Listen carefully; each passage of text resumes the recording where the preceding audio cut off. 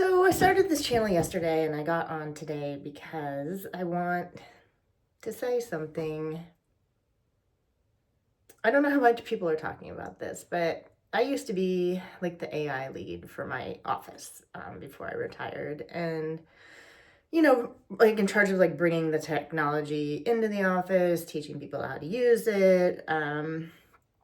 That wasn't that gratifying because it was like federal government biology and a lot of people were just really resistant. They wanted to keep writing their own reports. And I was like, look, you can write your report, then you can go surfing. Anyway, I moved on from that job. And now I'm doing this. And what I wanted to say, because I follow these people and these technologies still, is what I've noticed is like the people in charge of the AI departments at these big tech companies, Google, Microsoft, are generally saying we need to slow our roll on this drive towards artificial general intelligence.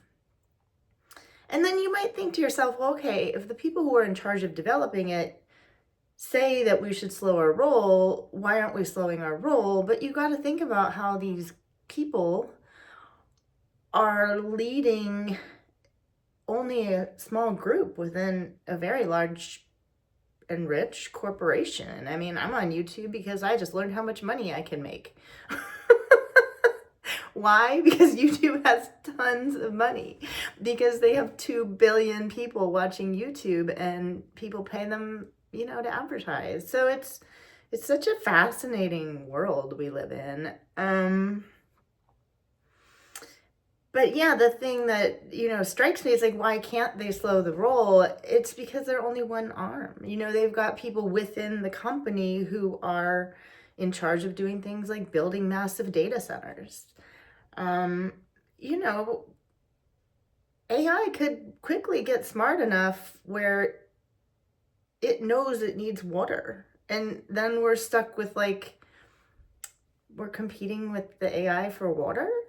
Like, it's like a HAL situation from 2001: A Space Odyssey, but on Earth.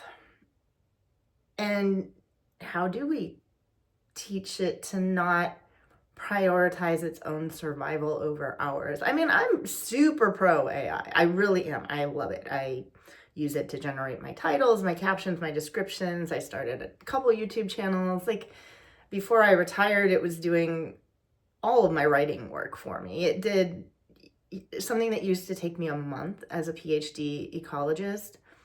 It can do in like 5 minutes online on illicit.com, which is what I use and I recommend for research science, because they are able to constrain what it's saying, and they've really dealt with the problem of hallucinations a lot better than just, like ChatGPT or Gemini. I mean, I think they're getting better, but in the beginning when I was using, I usually use Gemini.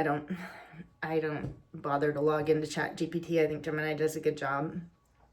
Yeah, it was just straight like making up like these publications for my references sections, and like using actual authors and making up convincing sounding titles. And I had done all this research on this one topic of like bats in Samoa and Fiji, and I knew like if it was to be known, I knew it about this species.